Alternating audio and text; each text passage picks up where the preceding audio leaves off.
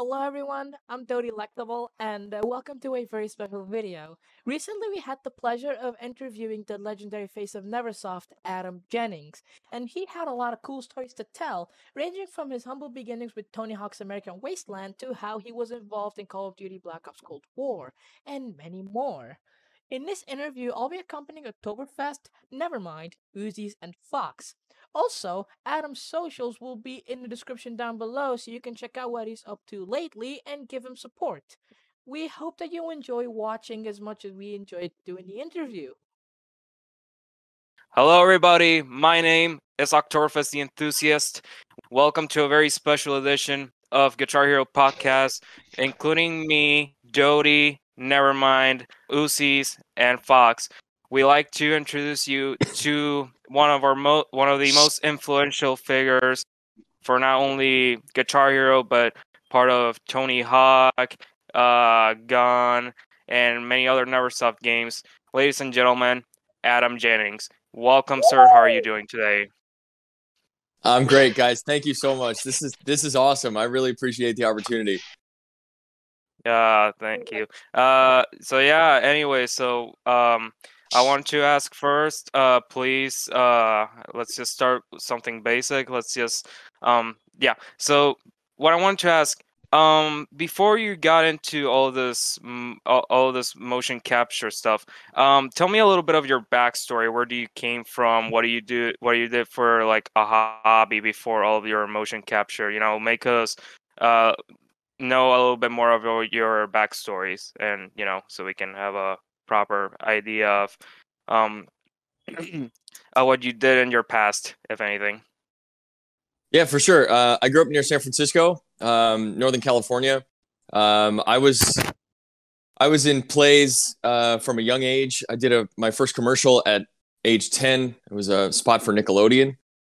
So I really always loved performing. I've always loved music. And after I went to college, I studied theater and then was in Los Angeles. And about a year into my time there, I got this audition from my voiceover agents for a motion capture job. And not a lot of people knew what that was at that time, that the technology was still in development. And so instead of using my voice, they said, we're gonna use your body movements. We're gonna record the way you move. And my first game was Tony Hawk's American Wasteland. But before that, even in high school, I found I really enjoyed studying lyrics for music. I used to print at home. I used to print lyrics, and being able to enjoy music in various ways, whether playing, singing. I have a musical theater background. I have athletic background. Some stage combat type of stuff. So being given an opportunity to perform in a video game activated everything. That's amazing, actually. Oh, I think I Very should awesome. Oh, sorry. That's actually very awesome. That's very awesome. So what I wanted to ask, now that you mention is, what ad for Nickelodeon did you start in when you were 10? You said, like, and I'm kind of interested. Yeah, there was a series they did called Poetry in Motion, where they took well-known poems and then created live action and animated versions of them. And so the one I did was called The Merrig from Mars. I looked for it online some time ago, but I couldn't find it. I've got an old like VHS copy of it, but essentially they dressed me up like a Martian. I was all painted blue and I had spikes on my shoulders. So yeah, that was my first official on-camera professional acting job. So That's pretty haven't nice. looked back since. I'm not sure. You never felt anything like nervousness or, I don't know, like public shyness, if anything, when you were young, and you were pretty much just like, okay, I'm gonna go into this Martian suit. Lots of millions of people and over the United States will see me. It's no big deal. I'm pretty sure. Or do you have a little bit of shyness when you were gonna do that sort of for that sort of ad on Nickelodeon, if anything? Well, look, it's natural, right? We've got something important, something we're excited about. We get a little nervous, a little butterflies in the stomach. But I was on stage from a young age, so I was comfortable. I enjoy performing. I enjoy being able to connect with people. I enjoy creating experiences. And so that for me was, I think as I got older, certain performances would make me a little more nervous, at least leading up to them, the anticipation of it. But at that age, I didn't really think about it much. I was You like, were this is basically a cool. natural at it. I'm on TV. Yeah, I would say so. That's pretty It's awesome. actually nice. All right, Very so awesome. let me ask. That's a Your yeah, turn. sure, yeah. No, yeah, sure, just go. All right, so how was working at Neversoft? Like your experiences, like stuff like that. So how was the climate there? So I have nothing but amazing things to say about Neversoft. Aw. The whole team, especially the motion capture department. So Jeff Swente was the cinematics lead there, and I Yeah, worked with a small team often. But they took great care of me. They gave me opportunities to go and do what I love. I had never done motion capture before American Wasteland, and I got hired to do the body movements for the main character, the U character. I had skateboarding experience. I had body movement classes in school and things like that. So it was a very natural thing for me to be in a stage environment like that in the volume and understand how to move, how to manipulate my positions. But once I booked that first job to do the body for American Wasteland, we had to do a test for the facial motion capture session. And I ended up doing well enough that they wanted me to do all the characters. So I did the lip syncing for every speaking role in that game. And Even then that Mindy? turned everybody. Wow. Everybody. Very nice. So that awesome. project led to the next game with Neversoft and the next game and the next game. So these guys really supported me. They gave me a chance to have fun. And they gave me the freedom to add in my own sort of interpretations of characters as we went along. But yeah, those guys are rock stars. That's really wholesome. So no, like no, the only thing I wanted to ask, so since I'm pretty sure, like, you just said, hey, like, this is pretty good for Neversoft and your climate was pretty great with them. The thing that I'm always wondering, like, how do you get yourself the gig to, like you just mentioned, to do motion capture? Did they come up at you with like, hey, Adam, we need you to do this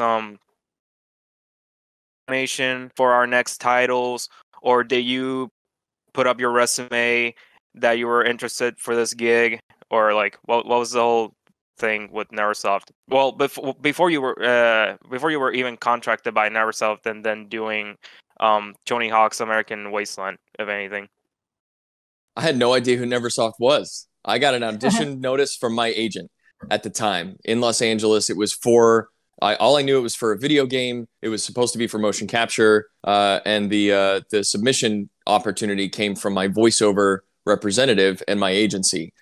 So I showed up not really knowing what I was supposed to do, and they said, "Look, I don't know if you have any skateboarding experience, but here's kind of what we want you to do for the audition." And I booked the job. And once I started to perform with them, once I started to understand what it was that we were doing, I got really good at it, and they just kept hiring me for the next projects. But especially for the lip syncing, I have an ear for music. I've always been pretty expressive with my face, and the timing of playing the audio track, being able to mouth the words along and various characters came pretty naturally to me.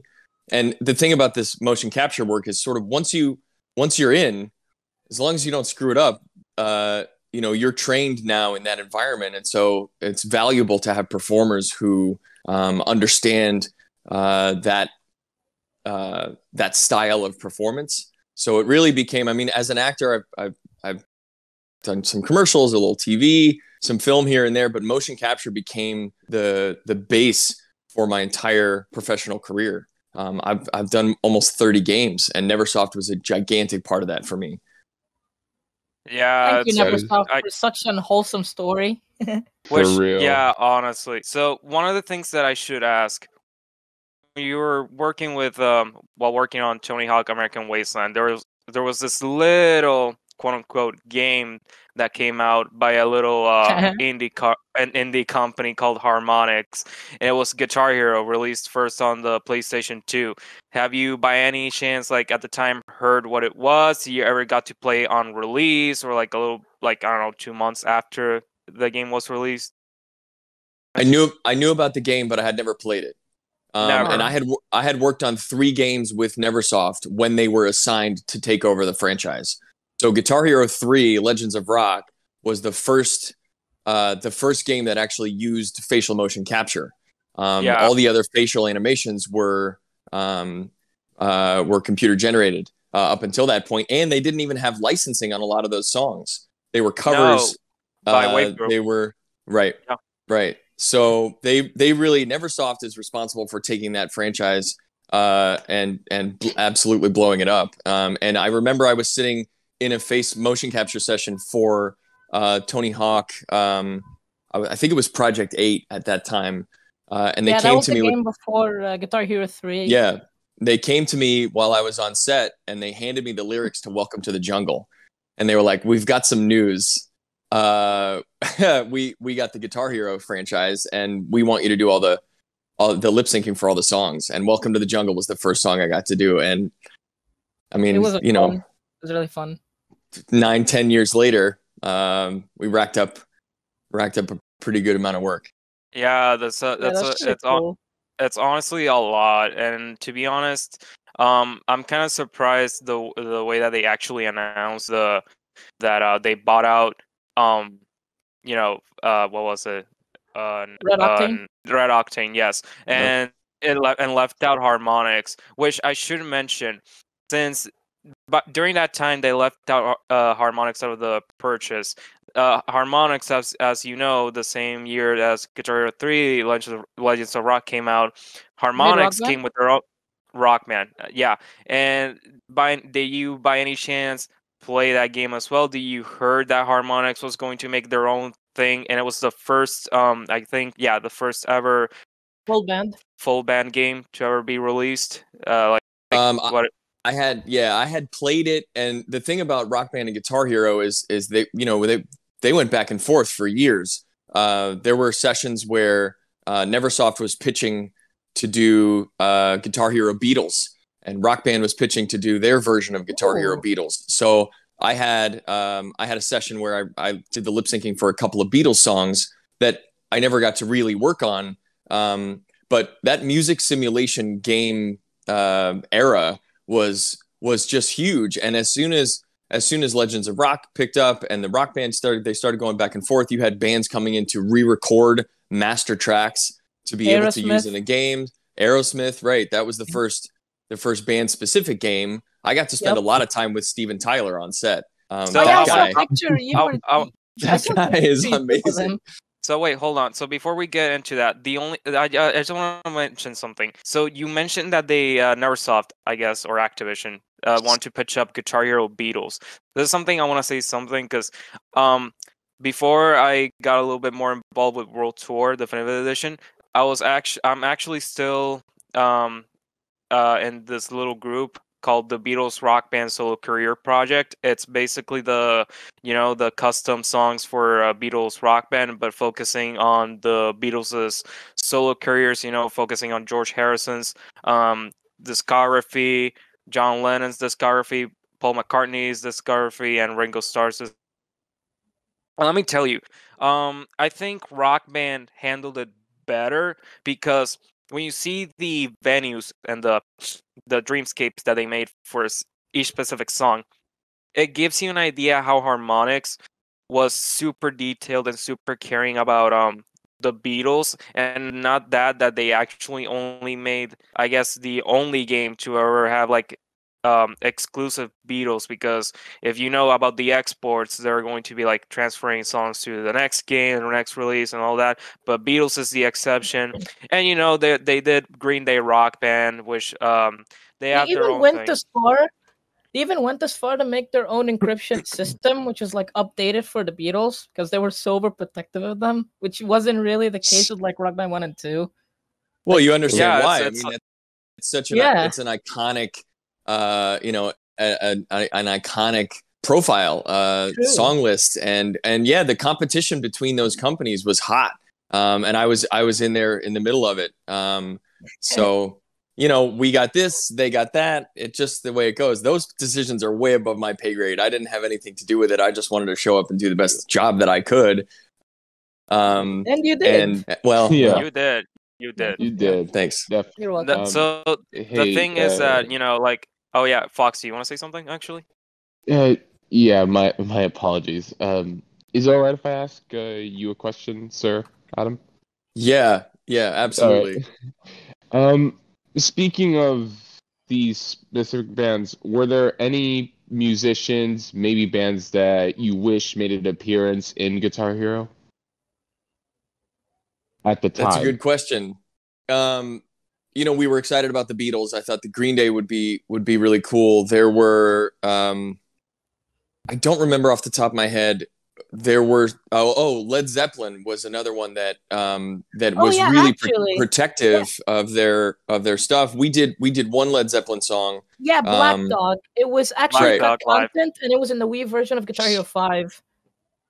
So the licensing issues that they had, or some of these major rock labels, music labels would say, okay, we'll give you the Eagles if you also take 3 bands that not a lot of people know yet. And so they were working in their lesser known acts by making these deals. And I know I would show up on set and they'd say, here are the 10 songs we're going to cover today.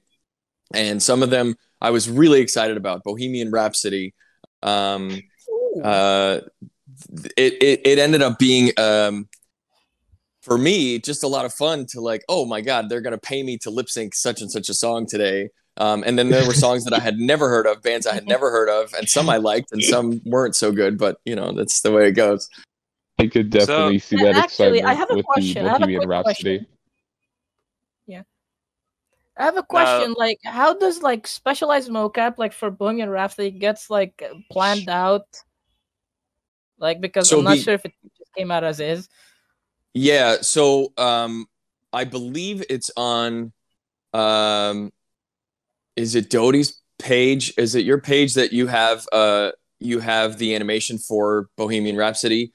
No, it was Nevermind on Oktoberfest, I believe. I think Oktoberfest. Okay. So yeah, first of all, more complete version. First of all, you guys have to understand that the opportunity to spend time with you and look through your YouTube pages and your and all the work that you've done, there are versions of those animations that you have put together that I've never seen before, or at least in that kind of specific character focused way. And so you've brought back a lot of amazing memories for me. I appreciate what I did, and I always will be able to say, Guitar Hero is a huge part of my life. But after all this time, to know that it's still popular, that you guys are still so passionate about it. Like the Nevermind had sent me a clip of Play That Funky Music. Yeah.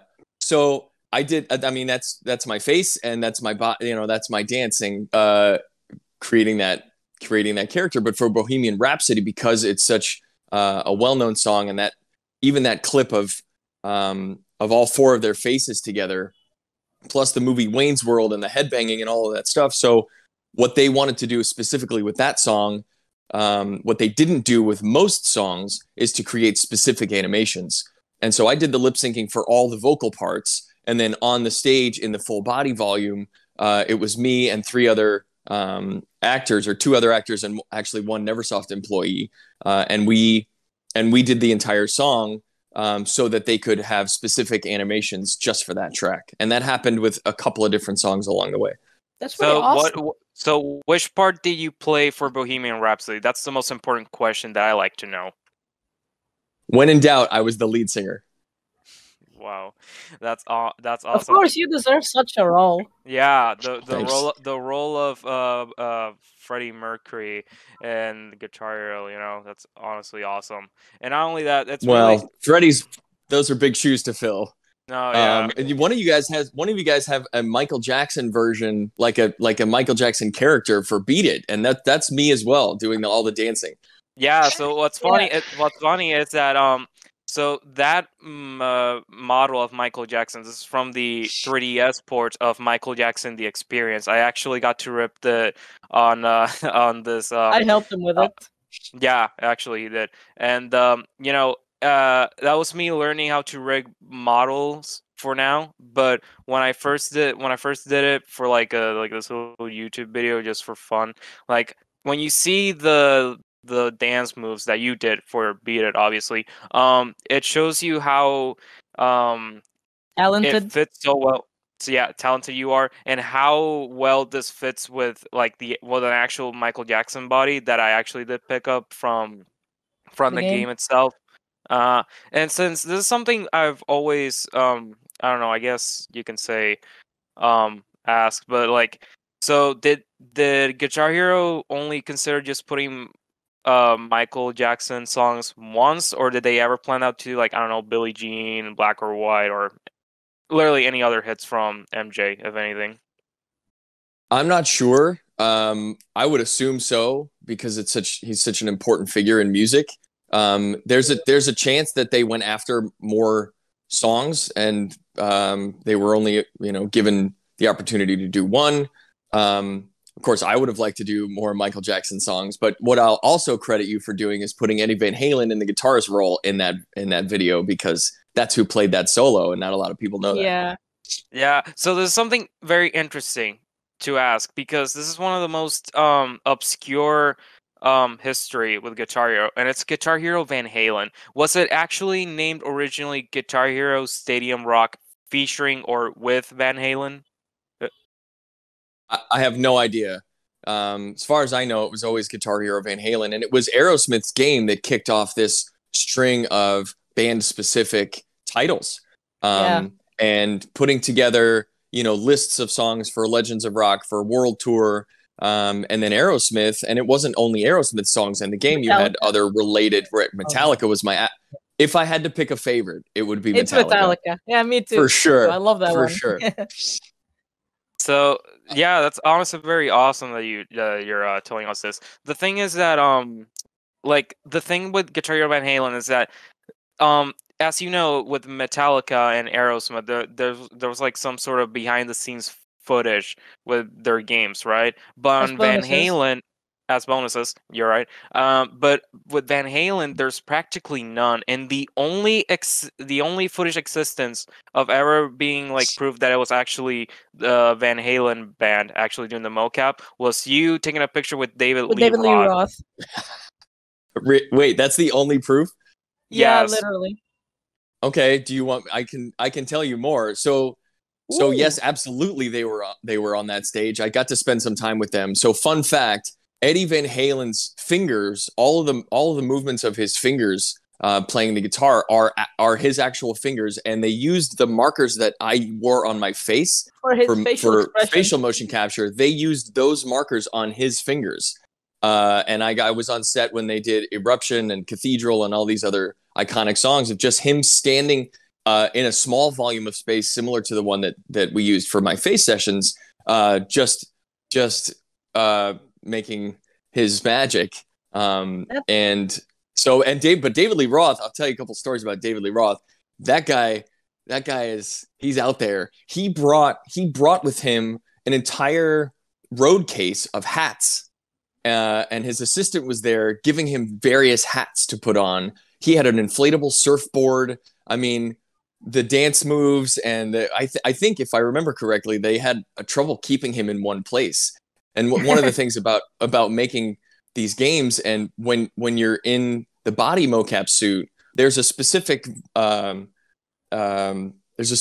area that you have to stay within. In fact, in the Play That Funky Music, right? You see in my full body session for Funky Music, there's a taped off area. And so they would tell these guys, don't hey, cross it. Right. So don't cross that, because in the final product, there'll be another musician over here and there'll be another musician over here. And Dave was all over the place. So But they- like they- a very sweet so- guy. So I should ask, were you in the same set the day that he performed Panama with the mic stand? Because as you know, in game he actually does a little kung fu or martial arts, swinging with the mic stand, and it actually does happen in the game, and all that stuff. Oh yeah. Oh yeah, he's very proud of his martial arts experience. So he was doing kicks and punches all day. Yeah, that's legit.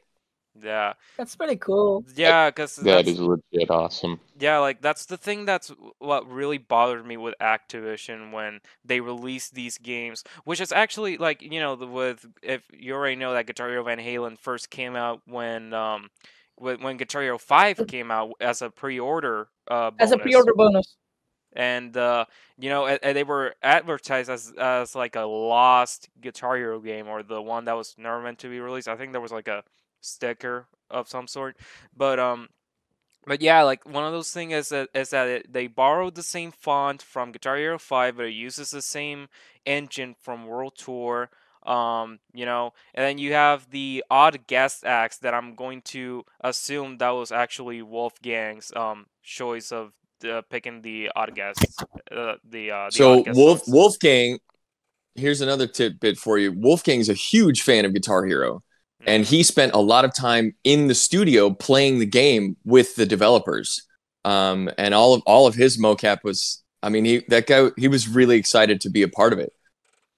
Yeah, I imagine so, because I've heard a lot from, I think you already know these big YouTubers. Asai, he's the biggest Guitar Hero player as of now. I think I'm not sure if you saw his videos, but he pretty much full game FC'd the whole entire Guitar Hero series on Xbox and all that stuff. And, like, one of the things that I was watching recently on his Guitar Hero Van Halen playthrough is that that apparently Wolfgang was not only in charge of the guest acts, he was in charge of doing the note charting or the note placements for the guitar. So you have like these infamous hard songs like "I'm the One" being I'm the one solo 2A, I think, or 2B. yeah, solo 2A. And it's very interesting because honestly, like that's the thing we really needed to see if that's the case with them, because that as a bonus feature for like behind the scenes, it's really incredible, and I really am disappointed that it wasn't ever the fact that it happened, at least, because like I said, the only proof that we only ever had for Guitar Hero Van Halen was with you and David Lee Roth as of now. So that's the thing. Here, hold on. I'm gonna grab something off the wall to show you. All right, sure. Oh my. Oh, it's the Les Paul. Is it the Xbox or the PlayStation controller? Oh, that's so cool. David Lee That's Roth totally awesome. and the rest of them. So, whenever these bands came to the set, I tried to get some memorabilia, but it was an absolute privilege being able to spend time with these major rock stars. If you need more proof than that, you let me know. I'll see what I can find out for you. Yeah, sure. So there's something interesting that I've noticed, because on your pictures on Facebook, there was an interesting date down that basically Guitar Hero Van Halen was first in development, then Metallica, which is very confusing at first. But I don't know. Like, tell me If your you look at the experience. game internally, there is things that Metallica used that weren't in Van Halen's version of the engine, which also lets me to think that Van Halen also was in development before Metallica. Is that true? I'm not sure about the exact timeline. Again, a lot of these decisions are made well before I ever show up on set. But one of the cool things about the Metallica game is that their newest album at that time, Death Magnetic, was the plan was to release that album as playable content in the game. And so I want to say it was 3 or 4 months before the release date, and I had to cover those songs in the studio. And because it was such a a secret thing, a protected album at Yeah. that time. I did all my sessions with earphones, so that nobody else in the studio could hear the new music. And that's one of the, Sneaky. over the years. Yeah, it was over the years. So I was one of the. Luckily, I was one of the first to hear that album, and then I got to work on it. But one of the most difficult things over the years for me was working on these games and not really being able to talk about them for a year or so. You know, they'd say, "Hey, we're working on Metallica." But you sign non-disclosure agreements. Yeah, I'm working on a game now. I've been working on a new game for a year and a half, and I'm very excited for them to announce it if and when that happens. But that's about as much as I can say. And it's just part of the business when these projects are in development. They protect their release date, and they obviously it's very valuable. You see these leaks happen all over the place, and it can be detrimental to the company. So. Over the years, I would have to keep a lot of secrets, and then when the content finally came out, then I got to talk about it. But it's a blessing and a curse, I guess. Yeah, true. What's your favorite song of the album? Death Magnetic? Yeah. Wow, I haven't listened to it in a while. I always liked the Sunshine, The Day That Never Comes. Yeah, that one's also good. But my favorite is My Apocalypse. That one's a banger.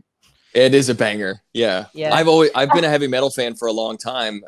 So being able to do like Through Fire and Flames and all of the stuff on Metallica was those are high energy sessions. Yeah, I can tell. So I have another question. Oh yeah, sure. Just go let me find it.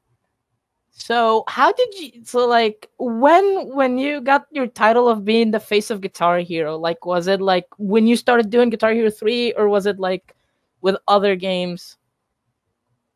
I'm not sure. Guitar Hero 3 was the first project I did, and then after doing 3 Tony Hawk games and then Gun, I kind of became the face of Neversoft. They said, "This is our guy. He's good at this. He can do all the characters. My skeletal structure, this sort of the shape of my face in their system. Apparently, it took the data well. So it was a combination of me being able to do the work and the work showing up properly in their system was easy for them to render all the data. I'm not sure where that title came from, but there was a news article done about me that used the word face in it. So, I mean, it's appropriate, but I certainly didn't come up with it. No, that's pretty much earned. Also, since you brought up Gun, what are your thoughts on it?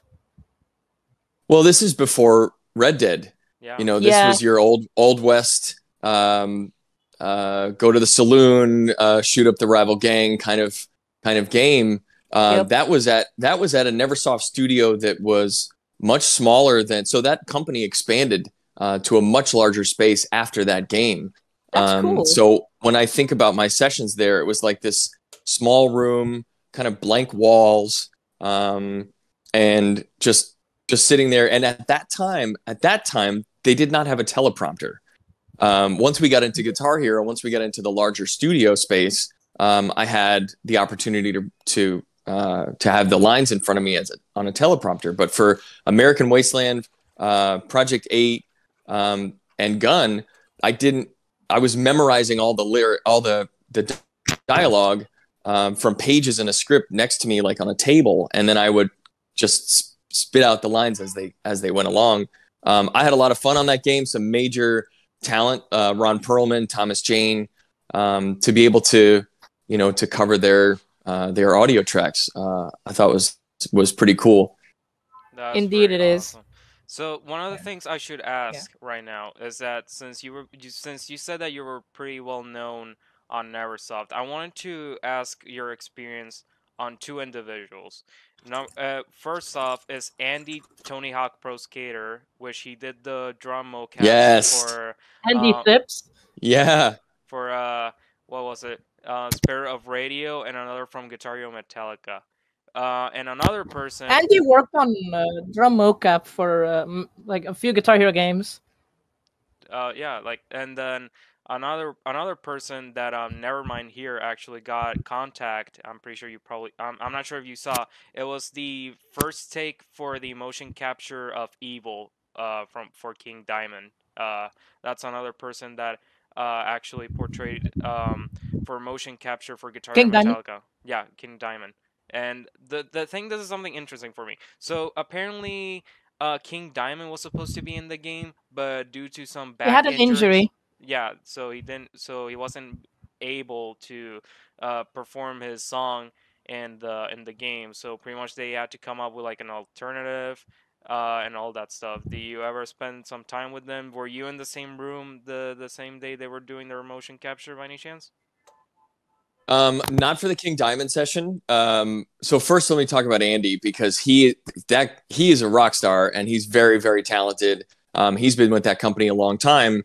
And the thing about these animations, especially for the Guitar Hero games, is you can't just fake it. You know, these are rock concerts, and so you want people who have the energy, who have the moves that that would translate well to the game. If you're playing that game or you're watching footage of the final animations, you'll know. Any fan will know if it's authentic or not. And so that was a big part of it for me. Is if I'm doing a Metallica song, you know, it's really intense. And if I'm doing like No Doubt, right? So Gwen Stefani obviously doesn't make the same facial expressions that James Hetfield does.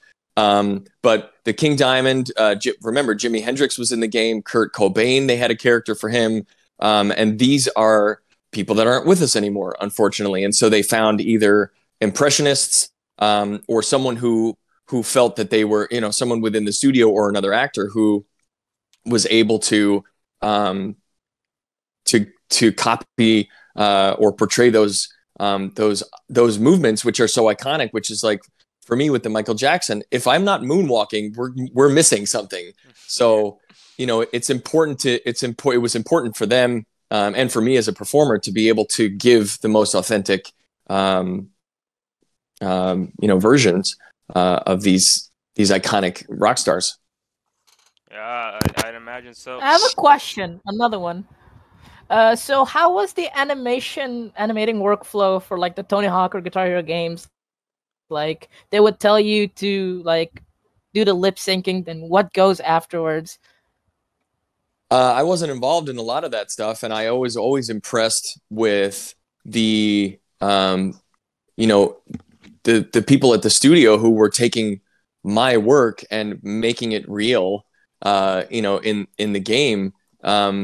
There were weeks where I would have one session, maybe two sessions a month. There were other times, especially during the Guitar Hero days, where I was in that studio 3 days a week, just hours and hours and hours of work, and I would be exhausted. But you know, then you got a couple of hundred people in that studio doing all of the atmosphere, all of the texturizing, all of the rendering of my. Great. Yeah, it was great. Those some of the best times of my whole life. So now, so yeah, Sounds awesome. sorry for interrupting, but this is something I wanted to add for continuing with my question. Now that you mentioned for Andy, what was your interaction with Scott Davis for you? You know, the guy who made the motion capture for Evil. Did he do other songs as well for Guitar Metallica, or was this the only song that he ever did for motion capture wise on Neversoft or in any Guitar Hero game in general? That I don't know. I can't confirm that. I wasn't there the day that he was on. I spent time with a lot of other performers there, but no, not Scott. Not Scott. So this is something I wanted because you know how that rock band. So funny enough, I think in their early development for Rock Band, they actually hired like these tribute musicians and whatnot. For you, do you consider yourself to be like a musician or a tribute musician, like a lead singer, guitarist? Because there's like a lot of references that they have to take out for motion capture for the drums and guitar and lead singer, all that stuff. Like, do you ever consider yourself to be like a musician of some sort, if anything, or yeah? But I'm much more a fake musician than anything else after all of this experience. But it reminds me that when we were pitching the Beatles game, they had a Beatles cover band come in. I think they're called the Fab Four. To be able to get again the iconic motions, authentic motions of these musicians. I played guitar a little bit when I was younger. Took piano lessons, whatever. But again, my love for music and my ear for it contributed to my work. To be able to figure out where in the mouth does that sound come from, accents, dialects, different languages over the years. I mean, we did songs in French and Spanish and Mr. Roboto, right? So I'm lip syncing in Japanese. La Bamba, right? I had a lot of fun on that one. I speak a little bit of Spanish, but yeah, I am a much better air guitarist than I am a real guitarist. Let's put it that way. Well, yeah, because the thing is that, you know, since how do I say this? So yeah, with Beatles Rock Band, you know, they've actually got and talked for sorry, I'm gonna my dog. So for Beatles Rock Band, I think they were first contacted by Donnie Harrison, you know, George Harrison's sons, and I think in a dinner event, I think, and they were in talk with MTV and all that stuff. So that pretty much gives you an idea that they sealed the deal with Paul McCartney, Ringo Starr, and Yoko Ono, and Olivia Harrison, and all that stuff. And not only that, I think Donnie Harrison was actually involved, to do the motion capture for George Harrison in the game. But one of the things that I wanted to ask about, sorry. So I want something that I wanted to ask about. Moving to from games for a little bit, but you worked on this interesting film called Mars Needs Moms by Disney. Tell me, you were an extra as in Martian, right? I think on IMDb it told you that, or at least it told me that. IMDb has a tendency to list motion capture performers as extras or voice talent. Mm-hmm. No, I was one of a group of 9. We played pretty much every Martian or character in that movie outside of Seth Green, Joan Cusack, Dan Fogler, all the main characters. There was a troupe. Honestly, I had an absolute blast on that movie. Unfortunately, it didn't do well in the box office. It's known as being quite a significant failure for Disney. And then I thought that of the 3 months that we were on set, it was some of the most fun that I've ever had working, and one of the biggest projects that I've ever been on. Seth Green is a delight to be around. I mean, these guys really made the most of that project. The director, Simon Wells, his family was involved, and I'm going from playing famous skateboarders to playing famous rock stars or superheroes in the Marvel game that I was in, to now I get to create an alien character or several alien characters. The Hairy Tribe guys, the way that they run was something that I developed on the set, and then people ended up copying sort of that weird body motion that I came up with. I've always been a little weird, okay? And then I found work that allows me to be as weird and animated as possible. So no, I have nothing but great things to say about that movie. Just unfortunately it didn't do as well. Yeah, I remember. But hey, I remember watching it. That's what all that matters. I remember. Yeah. Exactly. I remember watching the movie on bootleg DVD the first time. It was quite a memory, honestly. But the thing I want to ask about this is that the same studio that did Mars Needs Moms, they were actually gonna make a remake of the Yellow Submarine, but thanks to the box office bomb that Mars Needs Mom got, it basically led to the cancellation of the remake. Were you by any chance going to be involved by that film by any chance? I had 4 rounds of auditions to play Paul. Oh, that's awesome. And actually, yeah, and I auditioned with some heavy hitters, people like Carrie Elwes, who we did several rounds of mix and match. Okay, we have got this handful. Dominic Monaghan was part of that audition circuit too. So It's pretty sick. I was involved at least to a certain point. But which is funny that which is funny because you mentioned that that for Guitar Hero Beatles there was a tribute band that was called the Fab Four. They actually ended up in the movie set for Yellow Submarine along with Donnie Harrison, and okay, I remember this guy called Kitsu. He actually archived all of the content that was made for Yellow Submarine, like these drawing concepts, like the 3D renders of the blue meanies, all that stuff, and they had this finished product, or like this scene of I think what was it? I think that was like the scene credits of the four Beatles. I forgot what was the line going, but Kitsu had like has like a lot of Yellow Submarine remake content in there. And when I first saw on your IMDb that you were involved with Mars Needs Moms, the first thing I thought is, did he get involved with the Yellow Submarine remake by any was that close? that close? Was that close? But my hair was much longer, and I wore it in my face, and I did my interpretation of Paul. No, it was cool, but unfortunately that didn't pan out. Yeah, that's unfortunate because who knows? It maybe could have been good. It could have been something else. Who knows?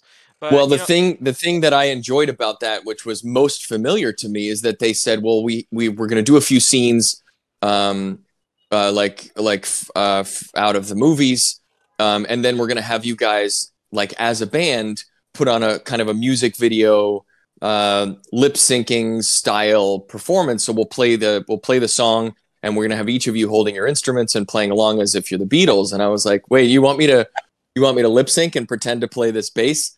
Yeah, I think I can do that. I mean, at that point I had lots of Guitar Hero experience. So at least that part of the audition, yeah, that helped for sure. So do you remember which song you were practicing? Were you doing, I don't know, Lovely Rita, something from, I don't know, the White Album, Sergeant No, Pepper? we did Sergeant Pepper. Yeah, we did Sergeant Pepper. We did this is some time ago. If I remember, I'll let you know. Sergeant Pepper was the main one. I remember that being the focus. Yeah, that's really cool. Because honestly, like, it's always nice to hear these stories about these kind of stuff, and it's always nice to hear your side of the story as well. It always contributes Yep. better to understand what went behind the scenes. And you know what? For honestly, all of that, I think that's a very good, how you say, merit badge, I guess, for getting at least this close to portray Paul in the movie, if anything. But yeah, it's actually very cool about your experience with film, other than games. So I wanted to talk about going back to Guitar Hero. So me and Nevermind here, we are the song importers for the World Tour Definitive Edition. So the things that we've noticed is that there's these loop animations, and they're called like Guitar Adam Loki, Damn It, or Joker, something like that. They have names of people appended to them. Yeah, they have, and I'm not sure. Do you remember by any chance if you were part of these loop animations, or? Oh yeah, absolutely. I did full body sessions, just creating loops, generalized. We talked about Bohemian Rhapsody, for instance, but most of the other songs were general musician movements, things that wouldn't necessarily be recognizable as a specific musician or specific character. Oh yeah, loops. Did a lot of loops. I did all the facial expressions for the guitarist, for the drummer, especially if they had background vocals. But when you've got a famous guitarist doing a solo, and their face kind of does those weird, like, as they're playing, the music is flowing through them. Yeah. Right. So they were like, so we need you to make those faces, like when a guitarist is doing a solo. So those were kind of weird sessions where I didn't have anything specific to latch onto. I just sort of had to think about whatever those players were doing while they're playing. So yeah, any face that moves in those games it was my responsibility. But as far as the full body sessions, those loops helped create the movements for any other non-specific character in those games. Yeah. Yeah. I have two more questions, Another thing, and then we will go. yeah. So before All right, you go, you so, talk. yeah. So before you go, so there's something interesting that we noticed lately with these motion capture files with these songs. It's that and not only that, this is relating to your videos because they're sorted by like split parts. It's not a single take. So what was that? So like you just did like a certain section, and then like after completing the verse, they say, okay, stop. We're gonna go with the next section, all that stuff. Because it goes for the same way as for the bodies, as I've noticed for these songs and the lip sync especially. So the amount of to give you an idea of how that works, the amount of data that's collected in a single take sometimes can be too much for the system to handle. There were a couple of songs over the well, they have to break it up. There were a couple of songs over the years that I did in one take, the facial motion capture, like Hands Down by Dashboard Confessional. It was just a song that I knew, and I was like, just let's play it all the way through.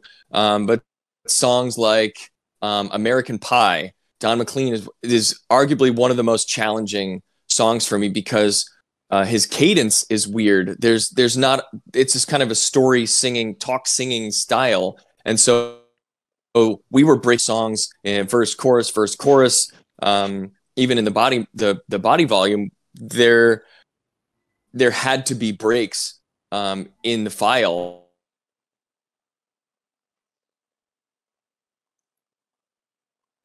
In some ways, it was easier for me to know all I have to worry about is this particular section. And in some cases,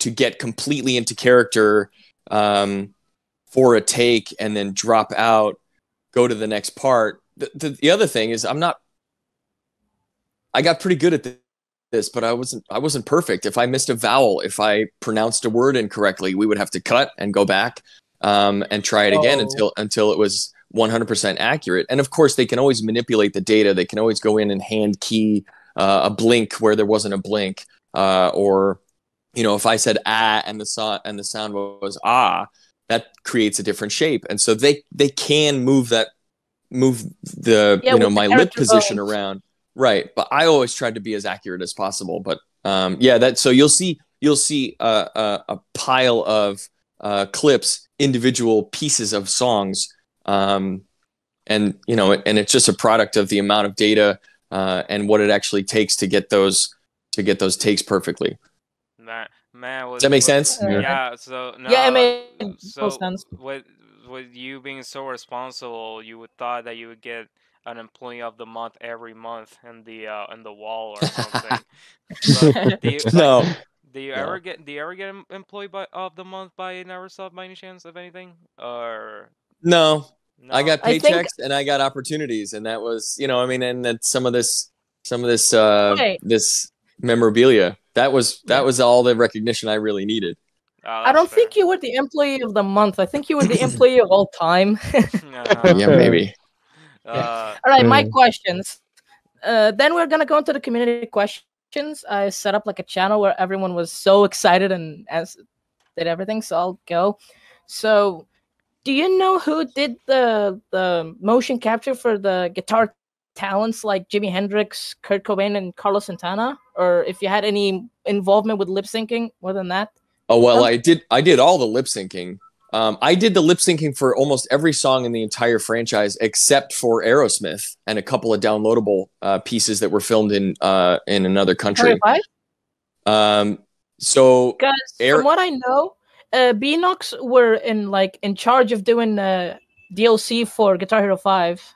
Yes. So I worked with Beanox actually on Call of Duty. And they've been part of Activision for some time. So I spent a lot of time with Beanox. I did a little work with them on the Guitar Hero content. excuse me, but I was not. No worries. I don't remember the names of the actors who played Hendrix, and actually, the guy who did Kurt Cobain was a Neversoft employee. Oh, nice. And oh yeah, so whenever possible, they were using talent in house. But That's pretty efficient. the body, right? So the body movements for those guys were designed specifically to be recognizable. And then I got to do the lip syncing for everything. That's very awesome. But Steven Tyler insisted on doing his own facial motion capture. I mean, he's got a very iconic mouth, right? But he was also like David Lee Roth wandering around the set. Steven Tyler would kind of, so imagine the volume of space and the cameras to capture facial data is right here. So I always knew I can't really turn this way. They would lose this part of my face. Side.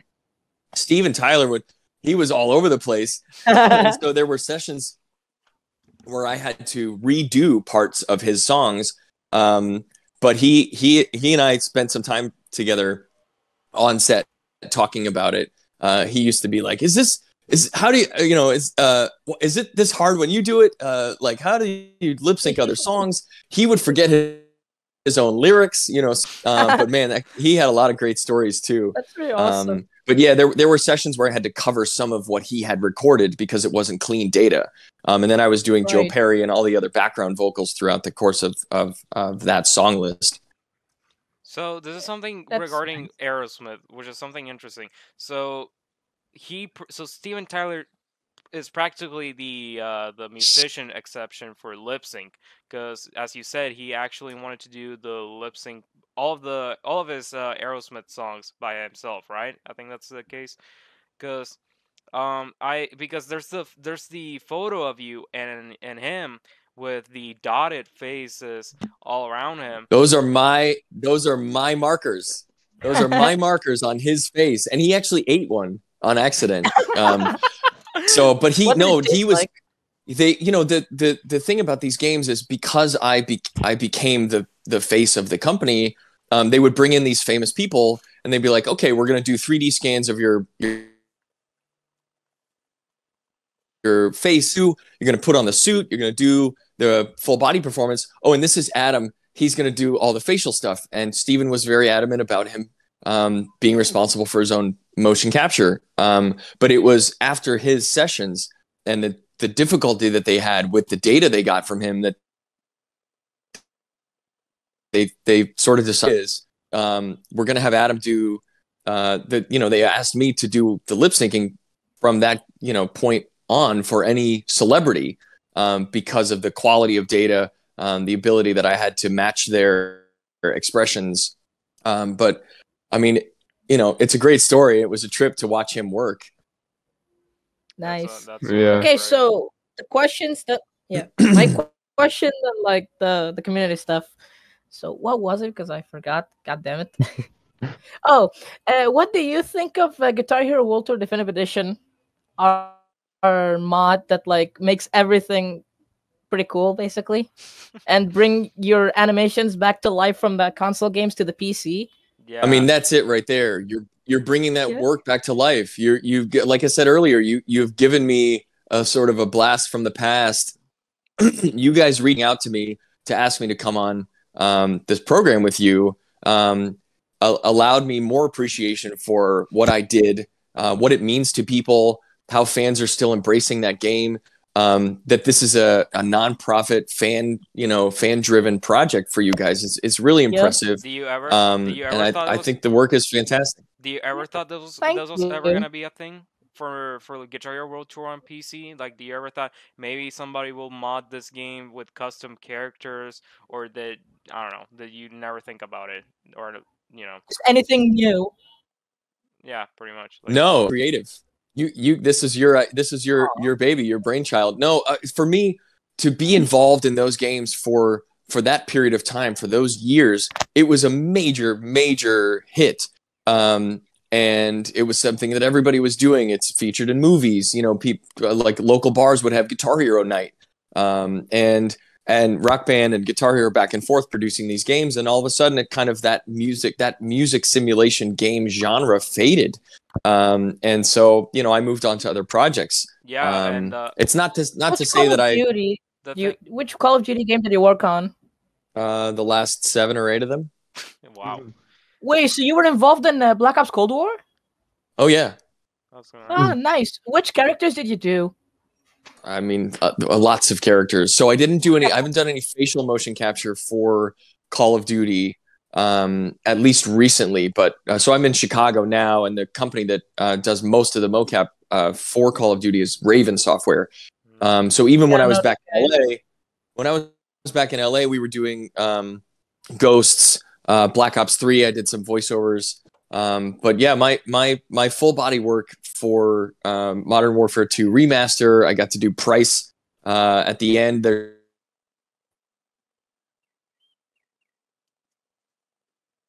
a big fight scene. Dope throws the knife at Shepard. Yes. That's the ending section, yeah. Yeah, I took the knife. That's me. That's another huge franchise that people all over the world play.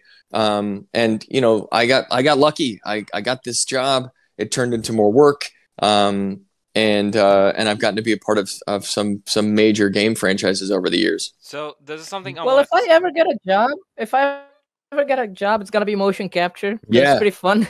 Yeah, so, I strongly recommend it. So the thing I wanted to, so before we get into community questions, is something for me at least it's important to ask. So back in 2017, a lot of people were playing Guitar Hero 3 Legends of Rock PC with these custom songs.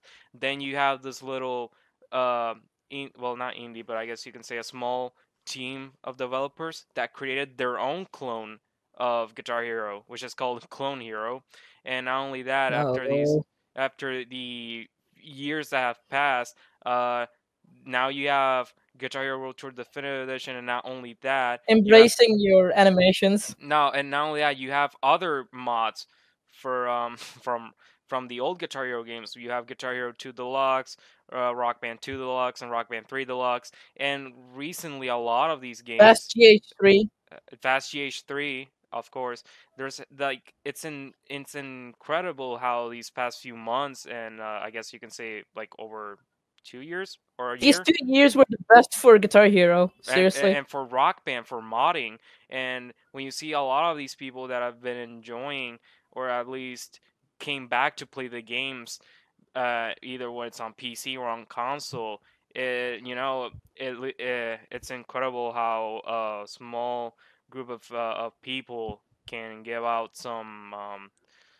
motivation or some some motivation for these games. And it's incredible to see how a lot of people still play Guitar Hero as of 2022, when it was first introduced back in 2005 and all of that. I think it's pretty amazing.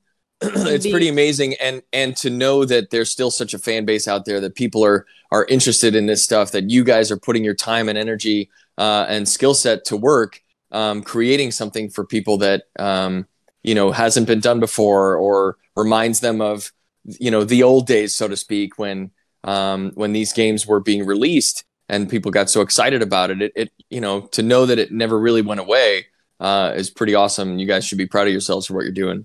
Yeah. Thank you so much for these beautiful words. Yes.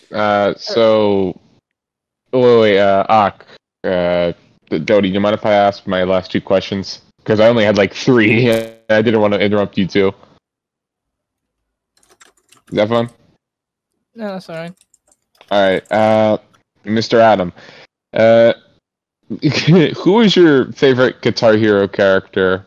For me, it was Judy Nails, Dody. I don't know who yours was in Ak. It was Echo Tesla for you, right? Yeah. No. Mine was Echo Tesla from Warriors of Rock. So. Yep. What about you? My favorite is actually Arthas Minnesota, the guy from Warcraft and Warriors of Rock. Yes. For me, it was Judy Nails, Warriors of Rock. That's a great question. I don't know that I ever had one. I always really liked the Neversoft eyeball. Obviously, its face didn't It's a move. cosmetic. Yeah, yeah. But in Tony Hawk Pro Skater 3, there's actually the Neversoft guy in the game, which had like the eyeball as his head, Uh-huh. and like stitched the skin of like different colors and stuff. And he only wore shorts. He was a secret character.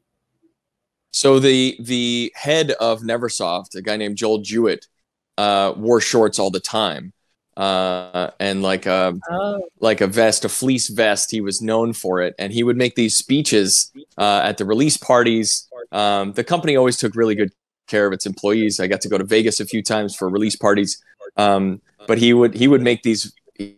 He would a few beers and make these really passionate speeches, but always in shorts. So I think that was a shout out to Joel. Yeah. Yeah. We're gonna And, ask the community stuff, or we're not done yet. I just have one more question, Okay, yeah. and then Right. yeah. All right, sure, go ahead. So between all the musical instruments that you used while imitating it for Guitar Hero, which was your favorite to, play with? I mean, I'm a lead singer through and through. I always like to have the microphone, the mic stand. I'm not comfortable on drums. I don't know, my feet and my hands don't always move the same way. So it's not even something that I could fake well. I would say lead singer, having a microphone first, and then guitar is a close second. That's a Yeah, That's it. definitely all-time great singer there from Neversoft. So let me check if it's All right, I'm gonna ask, or you're not done yet. let me check something, I guess. All right. Actually no, yeah, you can just go do the community and I can All right, so I'll pick a random question. yeah, and I'll do some random as So well. stuff I we have have it on from my B phone. Goat. All right. All right. So the first question from B Goat Biz, and he says, "Who was your best boss ever? Who was your best boss ever, and why is the only applicable answer is Joel Jewett?" Well, I guess there's no way to. I mean, my Joel was the overlord, right? But the people that I worked with most, I would say Jeff Swenty, absolutely without a doubt. He became a close friend of mine as well, but just a brilliant, awesome. totally weird human being who allowed me the opportunity to continue to do this work. He embraced what I was able to come up with. That team, Christina Edelmeyer, Kristen Gallagher, and Jeff Swenty, those are the people that I spent the most time with at Neversoft on a day-to-day basis. And I have a lot of great memories of that team. Yeah, Joel was a total character in his own right. But the mocap team there became family. That's amazing. That really is amazing. Really is nice too. Okay, so Yeah. I have a question from Guy Swagger. This is a very interesting one. What's your most and least favorite rock song you've played or tried out throughout the Guitar Hero franchise?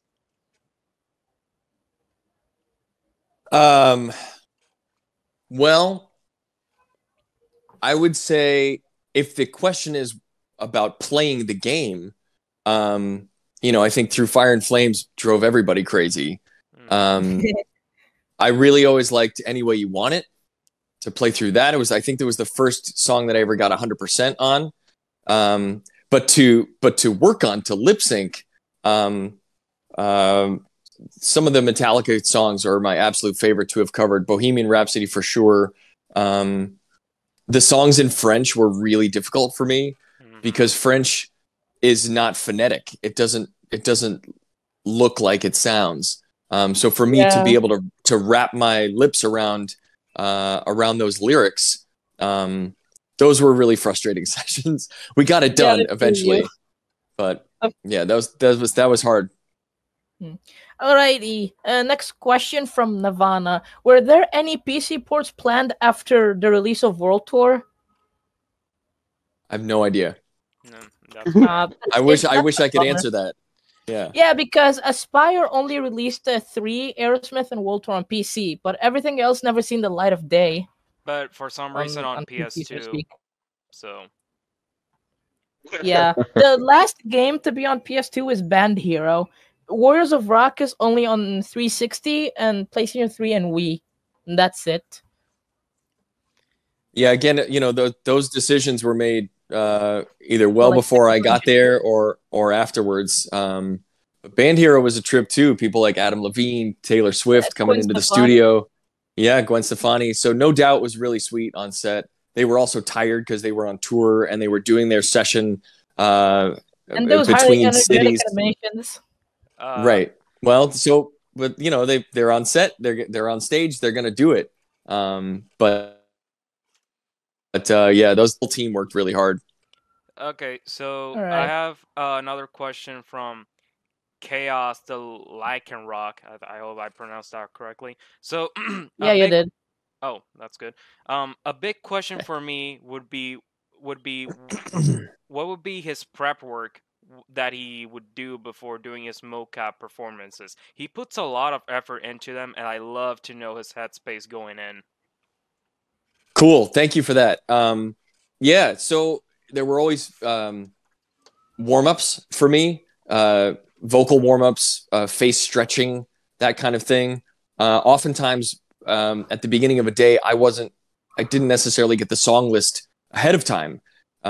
So I would get to the studio, I would get my coffee and get warmed up, and then I would lay on a couch basically while Christina put all the markers on my face, and start to get a sense of what we were going to be recording that day. Some of the songs, like I said, I was familiar with, I knew, I was excited to do, and other songs that I had never heard before. It was a matter of absorbing the style, the lyrics, as quickly as possible to be able to spit them back out. But yeah, I never went in there cold. I would listen to music on my way to the studio. We would listen to the songs over and over. Some of them really easily. Some took a lot more time and effort. I've always enjoyed high energy music. So those sessions, too. like especially in the Metallica game, it was hard to keep me in my seat. Like I mentioned about this volume of space is kind of It's like 180 degrees. It's like that. It's one hard to clip. sit still. So it's like that one clip of you doing the lip sync for "Stone Cold Crazy" by Queen. That I've noticed that there's a lot of enthusiasm with that, which is very cool to see.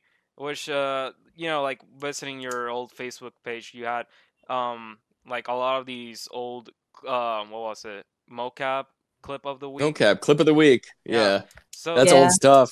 yeah, that's a lot of stuff. I hope it's not much of a personal question, but by any chance, do you know why you stopped doing these mocap clip of the week? Is it something related to licensing with Activision? Did they say, "Hey, we noticed that you've been putting these on your Facebook and whatnot"? I don't know. I always thought it's always a very interesting question to ask, if anything. No, not licensing related at all. No copyright issues. I just kind of got out of the habit of doing that. As those games started to fade, I never really spent much time on social media. A Facebook fan page versus a personal, investment in a social media profile. As an actor, you want to have marketing materials and be able to put content out there. But no, I just kind of got out of the habit of doing that, and now, of course, being with you guys, remembering those clips, I wish I had more. Yeah, it's always nice to see them. So, anyways, Dody, do you All have right, another my question? question. Yeah, let me see. There's a lot of questions in the channel. Yeah. Thank you, guys. Thank you. You're welcome. We all love you. The entire community loves you. That's awesome. Where is it? I could always just do lip sync videos at home. Just sit here and bang out songs. You guys can have those clips without the markers on. I still enjoy it.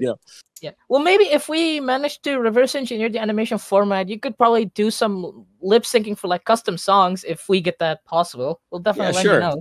We'll consider them remasters of the original Yeah. tracks. Yeah. That would be hilarious. Yeah. Yeah. That would be awesome. Yeah. Here's a question from Levy. Are you aware or did you hear the unused cover version of Same Old Song and Dance that was unused in Guitar Hero 3? No, not the original cover version of that.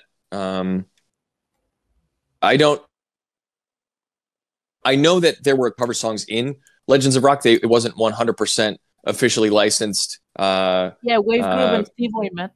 I think Right. that's his name. I remember working on the song.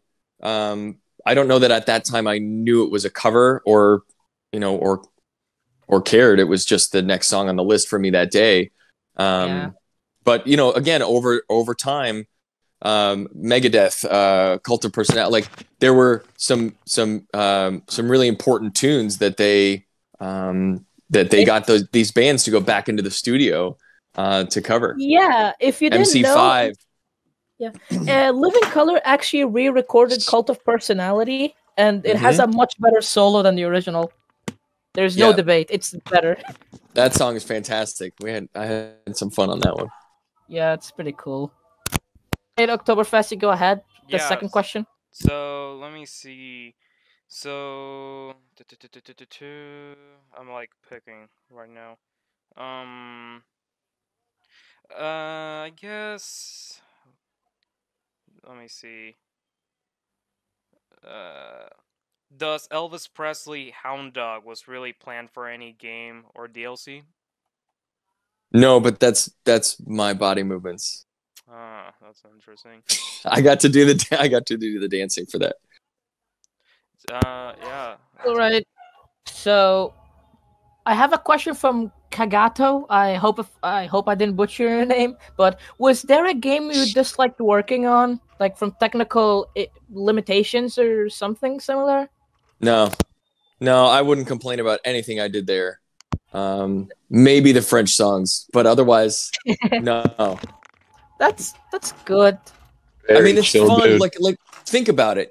Take 600 some odd songs over the course of however many years that was, to have the opportunity to be a part of that, to drive the motions for those characters. No, if I can't complain about it a single moment of that. That's really wholesome. I really love it. Okay, so Oktoberfest, you next. I'm pretty sure. I'm here. I'm here. Sorry, it's my dog wanted to go outside. So, this is something I've. This is a very good question. Do you do the motion capture for YMCA or Kung Fu fighting? Yes. Okay, I guess I can. You don't know how much we love both of these songs' motion capture animations. They're just amazing, especially with Kurt Cobain. Everybody loves Kung Fu fighting with that. By the way, everybody does love. By the way, it was Hazel. By the way, it was Hazel to ask that question. Right. Sorry. Yeah. Okay, I have two questions from Uzis. Do you have any favorite scenes that you've done from American Wasteland? And the second one is, do you recall any scenes that didn't make it into the game? Wow. It's only 17 years ago. So let me see if I can remember. I was Take your time. Take your time.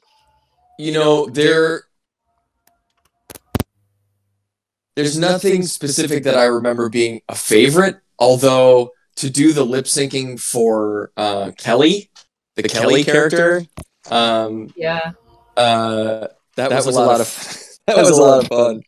There's a certain level of potential shame, right? And they go, okay, you're gonna play this blonde kind of bimbo.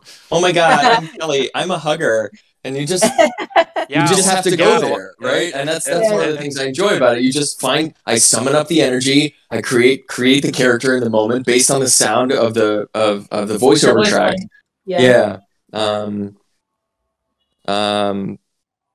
I don't have specific answers for that, but I just remember feeling like this was really cool. This is this thing that I get to do now, and that game, those scenes led to the rest of my career in motion capture work. That's Nice. awesome. For my next question here from 21st Century Guy, easy question for me. When you did unique mocap move for specific songs, play the funky music or kung fu fighting, for example, of a song with unique moves, whether that was you or not, were they on the fly or were they choreographed? And did you do what felt right, or did Activision or Neversoft have a choreographer ready to go for certain songs? There was never a specific choreographer. It was kind of a combination of what felt right to me. We would watch reference videos. There were times, even for lip syncing, where I wasn't familiar with the song necessarily. So we would go online, watch the music video of the band so I could get an idea of like what that's all about. I definitely rehearsed. I practiced certain things. Honestly, funky music just came from my soul. That just happened in my body, and we just shot it. But things like Michael Jackson, okay, let's watch the Beat It music video so we can get those, those moves that are famous from that specific And the moonwalk. And the moonwalk, right? That's, you know what, the easiest way to moonwalk is in socks on a hardwood floor. Yeah, but that's not that wasn't available to me at that session. No, it's a great question because doing the research was an important part for me on being able to deliver the performance that was appropriate for for that song, for that character, and in the moment. I see. All right, so I have another question. If I find it, where it was literally here. Oh my god. I guess while you're finding it, I guess I can ask this one. So, Hazelnut once asks again, how do you feel about Guitar Hero Warriors of Rock being the last Guitar Hero game? It's bittersweet, right? That song list was pretty powerful. Yeah. Got to work on a lot of stuff that I enjoyed. Like Crush 2112. Yeah. Right. There's a feeling when a project ends, right? That like a TV show, like one of your favorite TV shows, right? You get to the last season and maybe you don't want to watch the last couple episodes because you're saying goodbye to something that's that's become a part of you, characters that but things things have a tendency to come in waves. That game was sort of the end of an era, so to speak, and that's like I was saying about you guys putting the time and the effort into bringing it back. The time and the effort means that it never really goes away. That stuff can last a lifetime. Yeah, it's true. Okay, this is our and I think if I remember correctly, I didn't know that was going to be the last game. Yeah, it was just they don't tell you these things. It cancels, right? It's not popular anymore. They're not selling as many. It's there's so much that goes into deciding, hey, this is going to be the last one. And this is something. This is something that I have to ask. So, do you think because of the cancellation, do you think it was for the oversaturation that happened in 2009 with you have Smash Hits? Yeah, you have Smash Hits, you have Guitar Hero on Tour, which is for the DS, and you have DJ Hero as a spin-off. There's like a lot of oversaturation, and Harmonix was a part of it as well. That both of them led to their to the eventual cancellation up until 2015 with Harmonix when they came out with Rock Band 4, and Freestyle Games when they remade Guitar Hero into Guitar Hero Live and all of that stuff. I mean, that makes a lot of sense, right? Okay, the people have had enough. They're not as interested in this anymore. Look, how many Call of Duty games have been made? And you're like, some of them are really successful. Some of them aren't as successful. The fans always have opinions about what's right, what's not right about this project or that project. Am I getting anything different? I think there's a lot of conversation around the FIFA games. Like, they put out a new one, and yet not as much has changed. And I don't play those games. I don't have a say in how they're producing those projects. But yeah, like with anything, if it's oversaturated, then they don't garner as much attention, or people don't buy them. And so it's entirely possible it just sort of reached that point where I think we're done with this. Yeah, but like one okay, so one of the things this is kind of funny if it did happen, but do you ever like I don't know went to like I don't know the executives at Neversoft or Activision and you were like, "Hey guys, I think we're doing a little bit of Guitar Hero too much. Do you think maybe we should slow it down and release these songs as DLC instead of as a full game?" Because that's another thing. Smash Hits is like a perfect example of what should have been for World Tour DLC, but then they But it's a released it standalone game.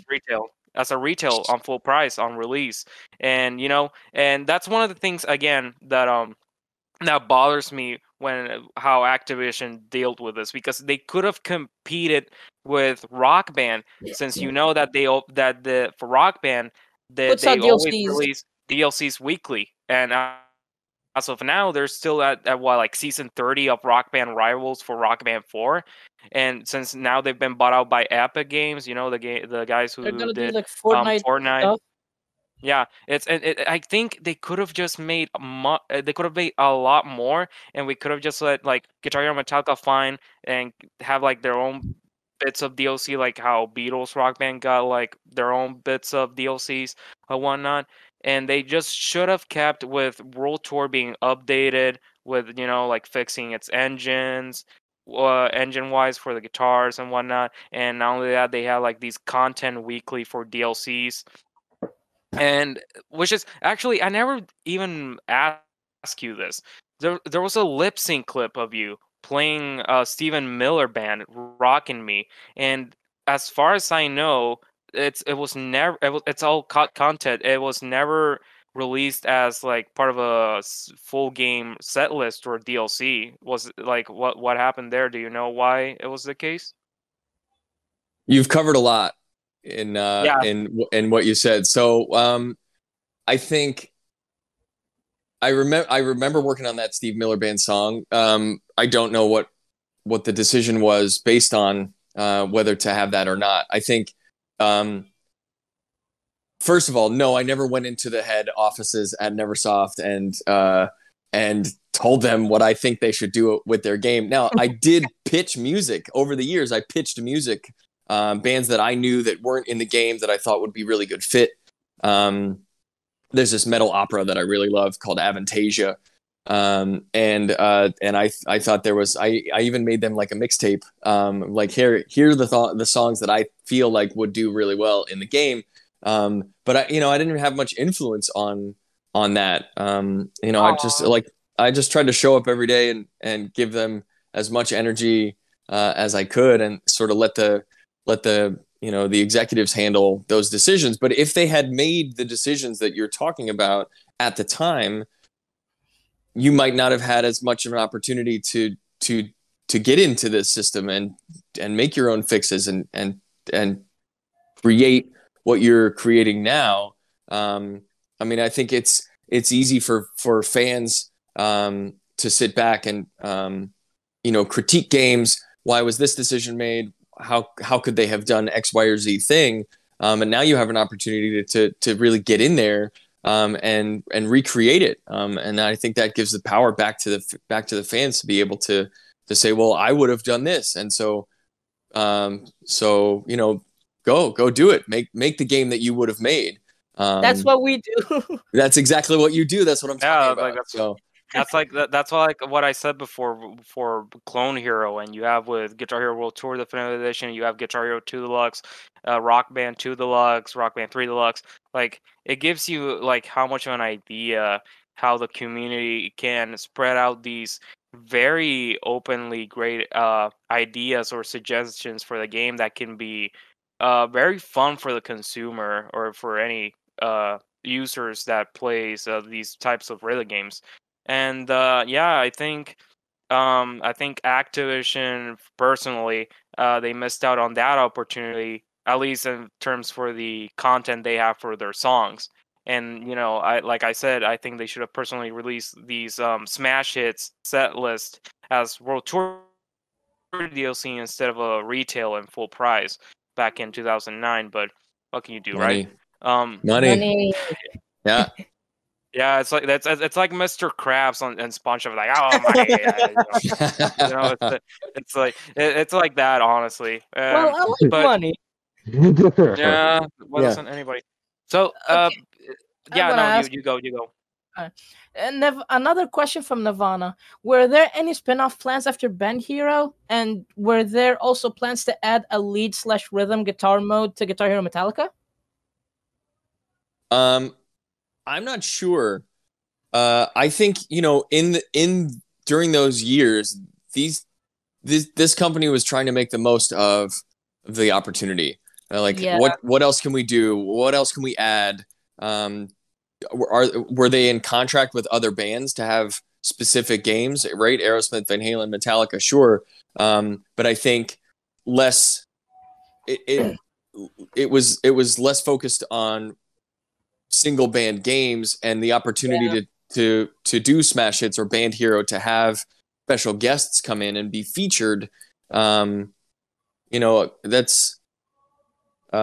it's entirely possible. But Yep. I can't confirm or Also, deny any of those plans. It yeah, is. actually, I'll give you some information regarding the both of these. In Guitar Hero Warriors of Rock's games files, there is a folder called Band Hero 2 Research, and it's actually a model of Clive Winston, the in-game character, with a Yeah. bunch of light streaks around his like his body. I actually made like a tweet about that. I'll link it after the interview. And for the lead and rhythm guitar mode for Metallica, in the game files, there's actually like in the charting, there is actually like rhythm chords and notes charted, but they were unused. If I remember correctly, there was an article about a Neversoft developer spoke about that. I don't know who, but they said it was made, but it was unused. So yeah, here's like a bit of context around the question. That's pretty cool. Yeah, Metallica. I felt like everybody involved in that was just beyond So excited happy to about have it. the opportunity. Yeah, and I you mean, want it's there's a Metallica. it's Metallica, and those guys could not have been cooler. I mean, I'm in the studio talking with James Hetfield about his vocal coach and about like lip syncing, how it affects your vocal cords, and they were just so willing to give that authentic Metallica performance every And they did. moment, and they sure did. Yeah, Like, there's a featurette video about their time in the motion capture volume. I think Just Winty was in that video as well. He was like Yeah, describing how it went. yes, that's a fantastic little Video. sort of mini documentary about how that all that stuff worked. Yeah. Also, regarding Metallica, quickly, did you like? I read on Wikipedia. I think they were going to re-record Kill 'Em All specifically for the game, but because they couldn't find the master tracks, but they found them, so they didn't re-record them. Do you know anything about that? I don't. I know that Lars had a massage therapist on set with him. Oh. that makes Oh sense. yeah. One more. After I he mean, Yeah. made after he made all of the you the know, mocap and then he'll after get the to go short. and No, Yeah. like right. the if you know the clip of him doing the mocap for the shortest straw, where he just like remembering the He notes keeps or drums. screwing it up at the start. Yeah, Yeah. it's interesting to So, see. but it goes back to like certain lyrics that I would have to do over and over. Some of them are one take wonders. Some of them take 8, 9 different takes just to get those moments right. Those little itty bitty adjustments to make sure the timing is accurate. Lars in a live show, most people, 50,000 fans out there, they're not going to notice if the note isn't exactly perfect. But in those games, we They had to would. nail every note. So Yep. yeah, I got there were more. times where these guys were like, I don't even remember what I did. Steven Tyler is like, oh my god, when we recorded this song, I think it was Rats in the Cellar. He's like, when we recorded this song, we were in the studio all day, and we were waiting for our dealer to show up with some stuff. And then he finally showed up, and then we recorded this song, and it gives you an idea of like where they were in their mind, or their body, or what it took for them to get that that sound right. And it's the influence comes from a lot of different places, but That's nice. That's always Yeah. I have two more questions from Nevermind. The first question is, do you know why some lip syncing on DLC songs weren't recorded by you or recorded in general? because these songs actually look automated and they don't look as good as your performances. And the second question, do you know what happened with the Gwen Stefani and Courtney Love lawsuit? And did it have any consequence on Activision or Neversoft?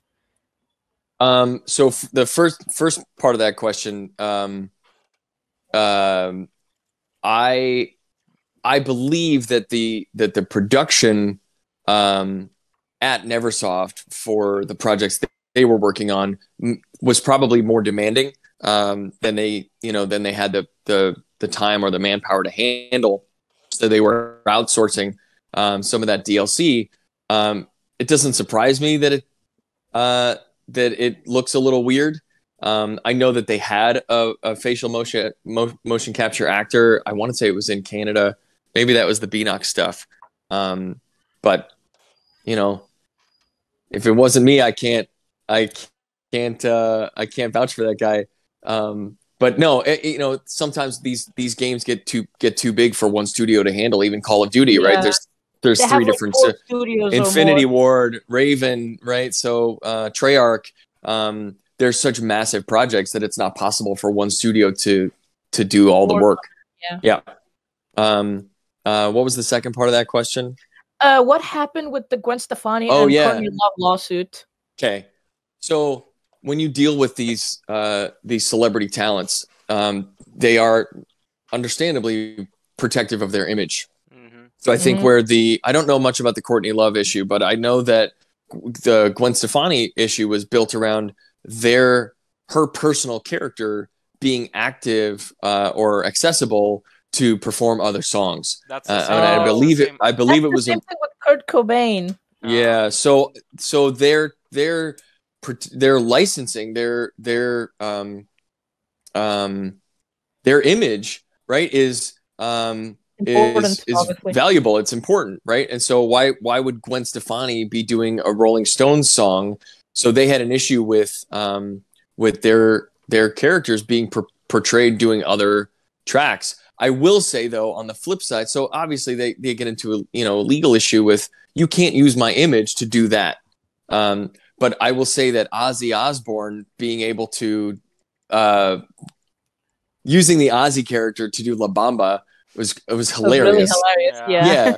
Ozzy was so into his sessions. It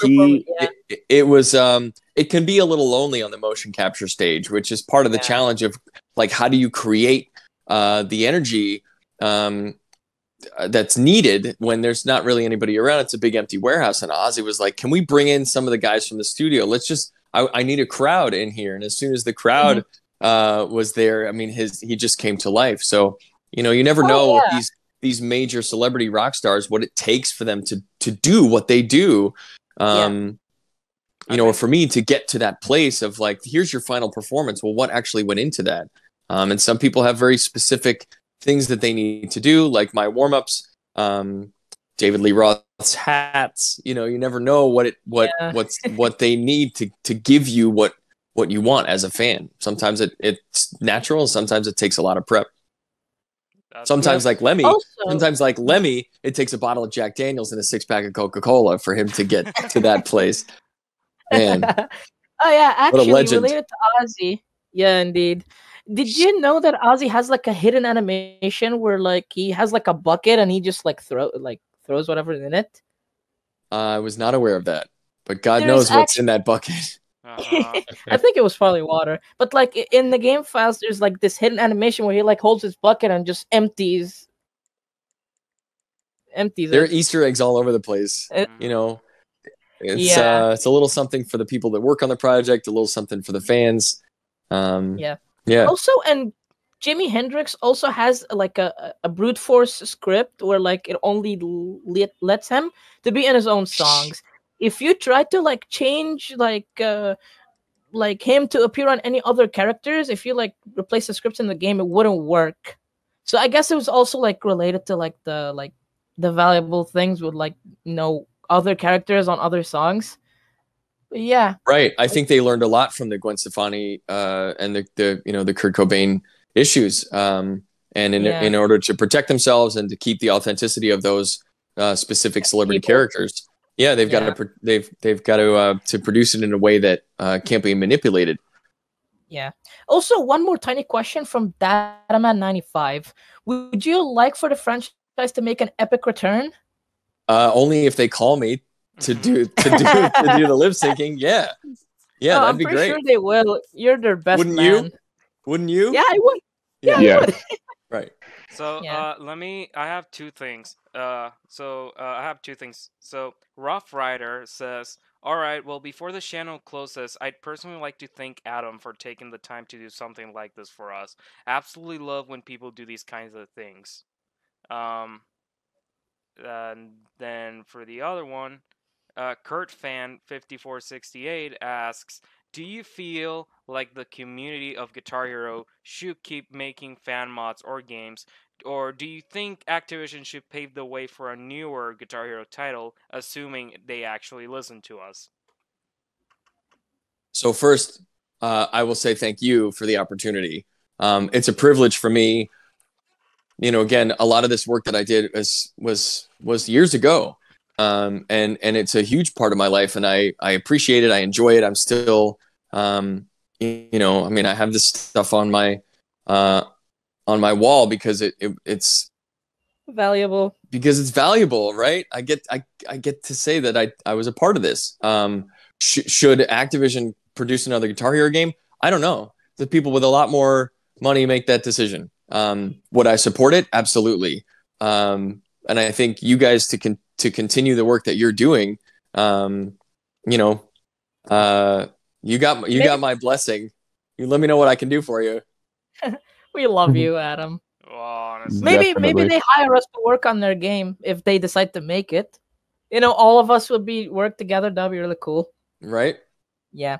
Oh, a tiny question from Amano something, and they say Guitar Hero controller, like the shape or Oh, Les Paul, for sure. yeah, I can tell with like the stuff hanging like the faceplate. Yeah. so All right. let me see if I have another thing to ask.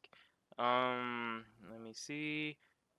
Okay, so this is actually a good one. So Yopsito asks, "What is your opinion on characters from different franchises doing your mocap now that that World Tour Definitive Edition exists? You have Shrek from the Tony Hawk series. You have Captain Underground Price, too.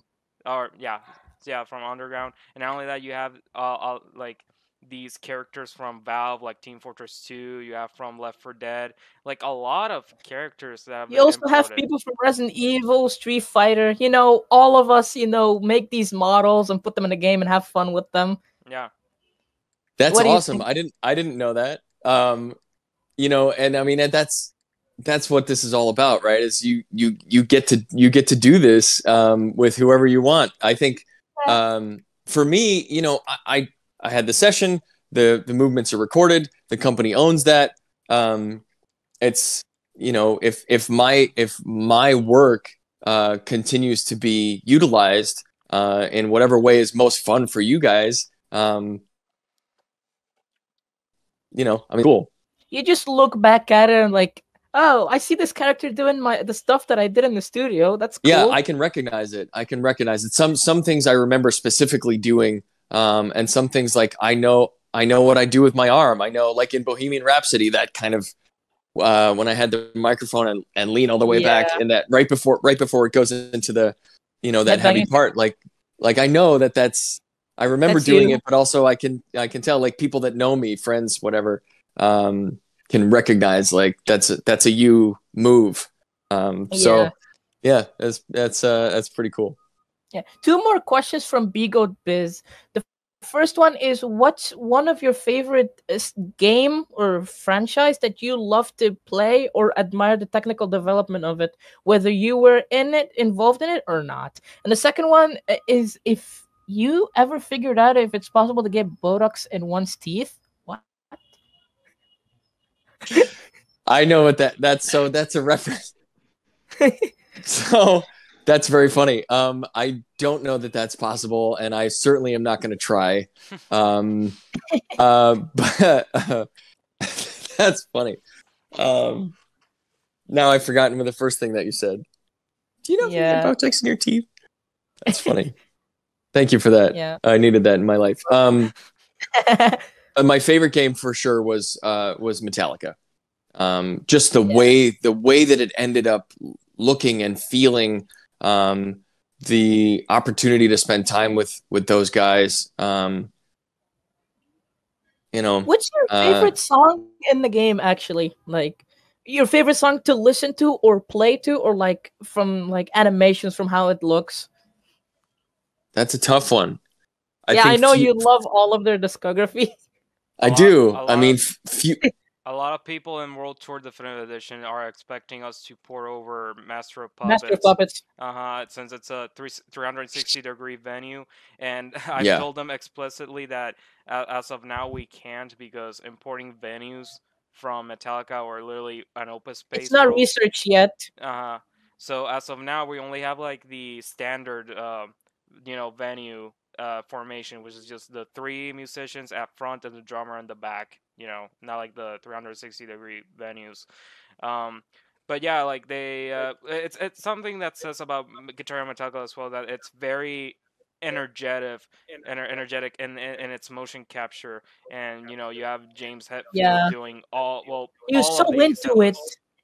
And it does a lot of how do I say this? I think with the way he did the mocap for the lead singer, or at least the front man, and you have Lars being energetic on drums as well, which is pretty cool to watch. And the other thing is that in some of these songs, Rob or Kirk are like in there, or they're like the loop animations that plays like normally in some ways. But like in Master of Puppets, you have all 4 of them playing together and whatnot, which is pretty cool to watch. It's awesome. And World Tour. Not all of those songs were recorded at the same time on the same day with everybody in the studio. James had his set list. Lars had his set list. I think one of the cool features was that they put motion capture markers in Robert's braids. So all the movements, and someone had to go through and track all of that stuff. Seek and Destroy, where he does that spin. So all of those, they put markers in his hair so that they could get those movements. And it's not, I think, just back to what you said, Ak, about James Hetfield doing motion capture. It's a byproduct. It's James Hetfield being James Hetfield, and he just happens to be wearing that suit. And what you get from those guys, and a lot of the celebrity guests that came in, they were super into it. Williams, right? It's a trip. I'm in a suit. Oh my gosh, look at this. It's like Adam Levine said. It's like the future. This technology has been around a long time, but in these games, it really became the standard. A standard, and it was an environment that a lot of these people had never been in before. To see themselves in a virtual mode, that's one of the things that we get is we get them being excited about it, and really wanting to be involved. Yeah. One tiny question from Pepe: tacos or enchiladas? Tacos. All right. Yeah, tacos are cool. Yep. Let me see if there's another question. Let me see. We should like finish up all the questions, because I have one more epic, but I'm leaving it like the best for last question. Oh yeah, but sure. Let's see. Yeah. So hold on. Let me see. Had you any ideas about Guitar Hero 7? Oh yeah. Not personally. I was ready to work on guitar for the rest of my life. But that's not up to me. Here, let me send you a picture because there's a. Wait, are you gonna do that like Graham thing? It's the Guitar Hero 7 guitar that they had, which if you don't know, there's a prototype guitar for Guitar Hero 7 that included which was 6 based on an acoustic guitar. Yeah, on an acoustic guitar. Oh, cool. And it had like the 6 fret buttons, but not like Guitar Hero Live. It was actually like the colored palettes they have from left to right. and you had like these Right. 6-string, like an acoustic guitar, and I think that body was I think it was on Twitter. I think it was mentioned that it was like from what was it, Roland or Yamaha, I think, and Yeah, they it was Yamaha. yeah, and they pretty much had like the speaker in the center, like where the hole would be on the strings when you It strum. was basically a real guitar with like the Guitar Hero controller, like internals, like hacked in. Yeah, pretty much. And I think they were I guess, what do you say, tested for Xbox. There was like, I'm not sure which company did it. I think it was what, Vicarious Visions, I think, or it was another Vicarious Visions. Vicarious Yeah. Vision. Yeah. Well, that's the fun part about all of this stuff, right? If it's a video game, if it's a movie, a TV show, you have some source material, you have Tolkien, right? And Lord of the Rings, and then you get an evolution in storytelling, or Game of Thrones. Without Michael Jordan, there can't be LeBron James. You get Yeah. into this deep these deep conversations about why didn't they do this, or how could it have been written or produced differently? And you have people that look at something that they're passionate about, or sort of some iconic story or movie or character, and be able to reimagine it. I mean, that's what you guys are doing, is going back to something and saying, how can we make this better? How can we make this different? And I think it continues. In some ways, you've got like, oh, this has been done before, but in other ways, you're Yeah. taking something and turning it up to 11. And that's the amazing thing about the internet, right? Or Yep. or this collaborative effort where something gets reimagined and you make it better or make it different, make it your own. It's amazing. That's really nice. Thank That's you. nice. Okay, so Yeah. before we head into our final questions, there's something I had in mind to ask. So I'm gonna you're ask the final question. yeah. So there's something I want to ask you, and in your page or in your Instagram, actually, you're part of a certain game, and it involves one of my favorite superheroes, Spider-Man, obviously, Oh, Yeah. you work for the Amazing Spider-Man. on Yeah. the Amazing So Spider-Man, yes. right? So I worked on two. Spider-Man's always been my favorite comic book character. I worked on two video games with Activision. One was Marvel Ultimate Alliance 2, where I did all the lip syncing for all the characters. Nice. And but the one I had the most fun with was the Amazing Spider-Man video game, Which which one? was One or two? One. It was a Oh. continuation of the story from the Andrew Garfield Movie. version of the movies. And now I am part of a company called the Marvel Character Appearance Program. So I get to actually put on the suit and go and do live appearances. A couple of weeks ago, I got to work for the Indianapolis Colts football team, and lead the team out of the tunnel at the beginning of the game in a Spider-Man suit. I mean, That's pretty awesome. it's a character that's been important to me for a long time. Then in the Amazing Spider-Man game, I think the coolest thing to mention, other than that I got to do some of the stunts and all of the acting scenes, all the cutscenes, that's me. But that in order to get the authentic web crawling, they strapped a skateboard to my stomach, and I spent all day crawling around the floor in order for them to animate him crawling on the sides of buildings and on the ceiling. Yeah, make it modular so like it doesn't feel off when you're going like left or right. Yeah, I get it. I don't know how many. I mean, if you guys have ever tried to crawl around on the floor like Spider-Man, but you get tired at a certain point. Yeah. So in order for me to be able to do those scenes and do them consistently and keep my body as flat to the floor as possible, So they developed. So you play as Peter Parker and the Amazing Spider-Man, right? As if anything. Yeah. Yeah, Okay. So yeah, like yeah. I In the always game, wondered. all the cutscenes. So Yeah. that's actually very awesome to hear. So Yep. this is kind of I have the suit. I have the suit in the other room. that's bro. No, That's but pretty cool. Yeah. so let me ask you, what's your before we head in, what's your favorite Spider-Man movie? Like, be honest. So this is a loaded question, right? You're gonna get in trouble with some fan base. Yeah, I mean, and you get support from another one. Tobey Maguire series, it's the original. That's, I think you can't argue with that. I have a special connection to, because of the Amazing Spider-Man video game being part of the storyline for the Andrew Garfield series. That one, and just the way that he is, I think he's a goof and he talks a lot of shit to people. Spider-Man, I think is always a bit of a jokester. And so I think he really embodied that really well.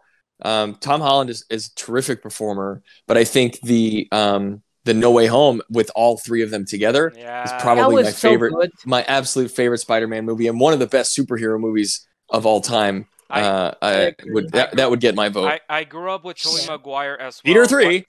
What? Peter 3. I grew up with Tobey Maguire's film, or the Sam Raimi films, when I was younger. Honestly, one of my favorite movies of all time is Sam Raimi's Spider-Man 2, with the whole fight with Doc Ock on the train station on New York. And not only that, when I first saw the movie on No Way Home, when I first saw Tobey Maguire came out of the portal, I was like, "Hey, yeah, Tobey!" on theaters. Yeah. It was just an amazing experience. People freaked out. Yeah, it's always a blast to watch these movies, and especially with this guy. Right. So you asked me what it's like to put on the suit and go perform. We're meeting and greeting. The kids love it. I've been to some children's hospitals, and these major events. I think doing like Captain America or Iron Man, you don't get the same response from the fans. And in some ways, those characters are a little more stoic or less approachable. And for Spider-Man, I think he's a favorite for a lot of people, especially kids. And that's he's my favorite superhero as well. Yeah, that's why I do it. It's an opportunity. It's cool. It helps me stay in shape, but also, it's for the fans. Awesome. All right, Dody. So please do the honors of doing the last question. Yes. Okay. So, you've seen Guitar Hero Ultra Definitive Edition and how we bring your things back to life, animations in full glory with all the characters and stuff. So, I really prepared this question from last week. Would you like to be in the mod as a playable character, doing all the animations, play on drums, guitar, and we will make your model? Like, I'll try to make it myself, and maybe with a mocap suit, or maybe with like a Spider-Man suit, whichever you'd like. Just let me know. But are you serious? Yes. Yes, I am serious. I actually put myself in the game. Yes, I'm literally serious. I also put Asai in the game, and I would love for you to honor us as a legend in the game. Instead of you doing like the stuff, like the animation stuff outside of the game, you get to do it in the game as well, and have a lot of people enjoy that as well. That would be a tremendous honor for me. I mean, that's incredible. I think one of the things that not something that I don't appreciate or don't enjoy, but I like being able to provide the motions and that the character doesn't look like me. A lot of people ask, about union contract negotiations. It's not my image on the screen. I just provide the motions. You get to provide and also be the image. Now, do you want to? Awesome. All right. So, maybe in a future update you'll be in the game. I'll get in contact with you after the interview by sometime. So when I'm prepared to do that. You guys are the best. Yeah, absolutely. That So would be are you. amazing. Well, no, you're also amazing. The best. Yes. No, Adam, we really recognize a lot of your contribution to Guitar Hero, and it won't go unnoticed. And we immediately value them. Yeah. We immensely value them in our hearts. Yes. Thank you. All right. So, we got any more stuff to say, or that's it? I guess that's it. Wait. I mean, we said it's the last question. Yeah. I think that's a pretty good one to end on. That's a solid last question right there. Wait. Yeah. So as an encore I'll question, do the outro. An encore question would be, I guess we can just end it like this. But how good are you at Guitar Hero? Asked by Hazelnut. I'd say I'm pretty good at it. Yeah. You play on expert? It depends on the song. All right. But That's there's all people right. there are people out there, players out there that are like their fingers move like the wind. It's always impressive to me. You know, Yep. like I said, I'm better at faking it than I am at actually doing it. That's why they pay me. Yeah. But hey, one day you'll be maybe you'll be even better. Who knows? no. All right, Yeah. so Yeah. Mr. Adam Jennings, the face of Neversoft, really, we would love to thank you for taking some of your precious time, spend it around with us, and we really, really appreciate it and value it, and we will never forget this beautiful 2 hours of the interview. Yes. And Thank you guys so yeah, much. You're Adam, welcome. Adam, thank you so much. All of us were definitely looking forward to this.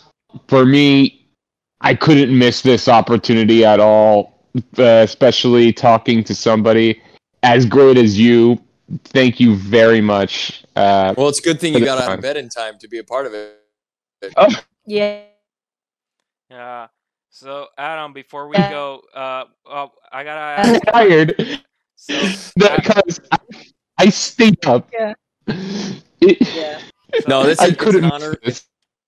This has been an honor and a privilege for me. Like I said, you brought back a lot of amazing memories and appreciation for what that time meant for me and what it means to other people and what it continues, how significant it continues to be for the community. So much Yeah. love to you guys and everybody else So, out there for the support. before you go, Adam, this for the public out there. Do you have any handles where we can find you on social media? Do you have a Twitter, Instagram, or something that we can reach out to you and give you some support? Do you have any future projects that you're working on as of now with any games?